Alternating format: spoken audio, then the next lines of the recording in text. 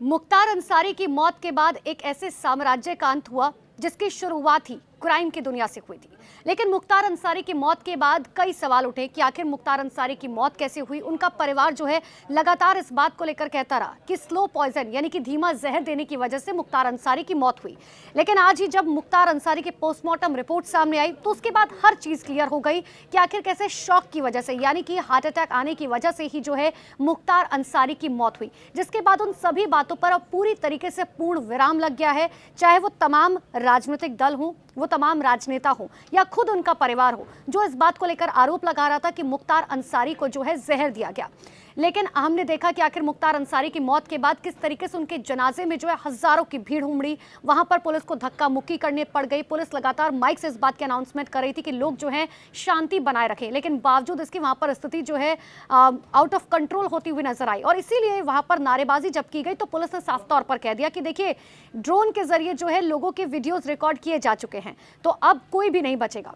लेकिन इन सब के बीच में हर किसी की नजर जो है वो एक शख्स पर थी, और वो थी आफशा अंसारी, यानी कि मुख्तार अंसारी की पत्नी। हर कोई सोच रहा था कि शायद आफशा अंसारी जो है वो मुख्तार अंसारी के जनाजे में जरूर पहुंचेंगी।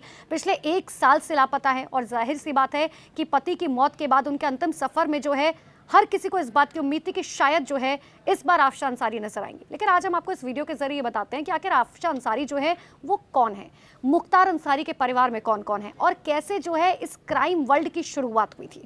देखिए, सबसे पहले हम बताते हैं कि देखिए 2022 का वो वक्त, 2022 में आफशा के खिलाफ गैंगस्टर एक्ट लगा दिया गया था। 75,000 से भी ज्यादा रुपए का इनाम जो है वो आफशा अंसारी के ऊपर है। इतना ही नहीं, पुलिस अक्सर जो है उनके ठिकानों पर छापेमारी करती है, लेकिन कई बार हमने देखा कि खाली हाथ जो है उन्हें घर लौटना पड़ता है। हर राज्य में लगभग आप मान लीजिए उत्तर प्रदेश से लेकर हरियाणा से लेकर यहाँ तक कि दिल्ली तक में छापेमारी की गई, लेकिन बावजूद इसके आफशा अंसारी के बारे में अब तक कोई भी सुराग पुलिस के हाथ नहीं लगा है। इतना ही नहीं, देखिए मुख्तार की पत्नी पर कोर्ट में ना पेश होने और जमानत न कराए जाने के बाद 25,000 का अतिरिक्त इनाम घोषित किया गया, जो पहले 50,000 था, अब कुल मिलाकर 75,000 का हो गया।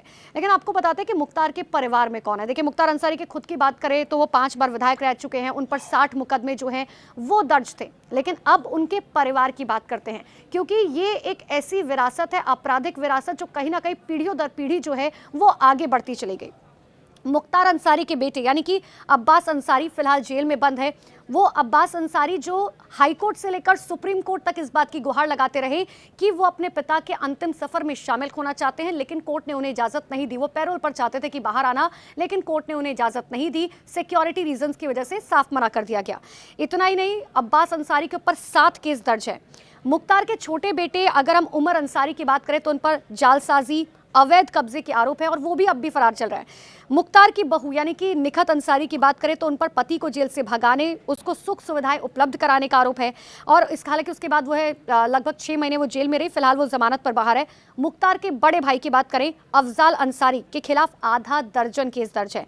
हालांकि इस बार उन्हें समाजवादी पार्टी की तरफ से टिकट दिया गया और ये कहा भी जा रहा है कि उनका मुकाबला माफिया डॉन ब्रिजेश सिंह से हो सकता है। अफजाल को गाजीपुर से टिकट दिया गया है और देखिए गाजीपुर में ही हमने देखा कि किस तरीके से मुख्तार अंसारी को सुपुर्दे खाक किया गया, उन्हें वहीं पर दफनाया गया, क्योंकि यही वो गाजीपुर जगह है जहां से इस अंसारी परिवार की जो है आपराधिक दुनिया की शुरुआत हुई थी। अब ऐसे में हर कोई इस बात को ढूंढ रहा है कि आखिर आफशा अंसारी के बारे में क्या कोई भी सबूत हाथ लग पाएगा या नहीं लग पाएगा।